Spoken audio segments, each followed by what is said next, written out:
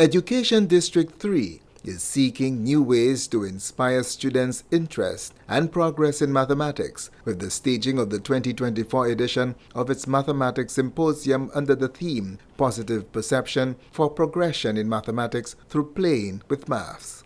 Organizers think it's important to build excitement around the mathematics subject to ensure minimal stresses related with students' ability to advance and eventually become successful at passing mathematics examinations.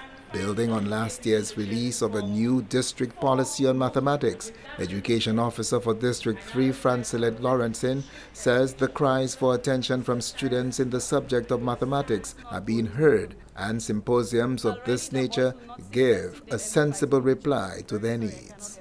So, we need to serve the balanced mathematical meal in an ambience which will encourage the children. Every time we serve them a math meal, they're ready to eat the food because it looks different, it appeals to their senses and their needs.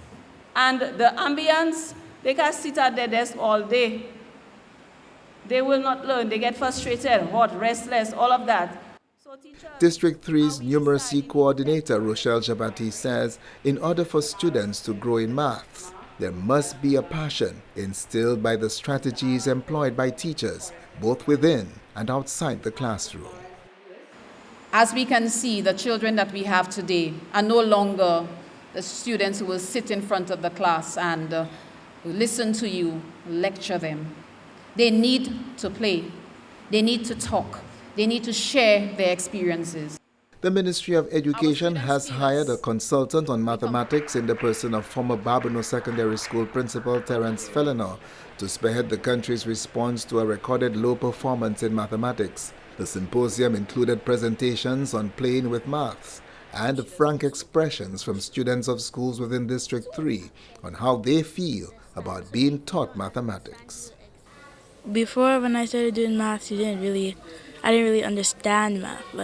I was doing bad. Ever since I came here and she started teaching me, I kind of got the understanding of math and how to do it. Sometimes teachers kind of rush through the different concepts, which is very confusing for most students. And when it comes to explaining on one-on-one, they can be either upset or get aggravated about it, which I don't really find helps with the whole subject, and it gives me a disliking to it.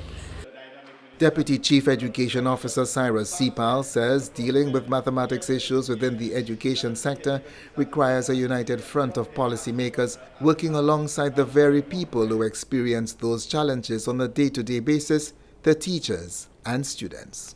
The talk is over. It is now action time. But I will not stay in education and just simply spinning top in mud. We are talking about the same thing over and over, and there is not a difference. We have to be dynamic. We have to be creative. We have to, listen, as Martin Luther King said, you have to amend the status quo. Go close to it. Go to the edge of the status quo and be willing to make a difference.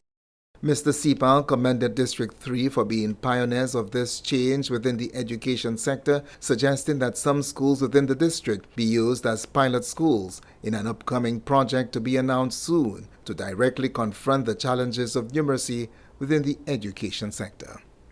From the Communications Unit of the Department of Education, Innovation and Vocational Training, I am Chris Satney, reporting.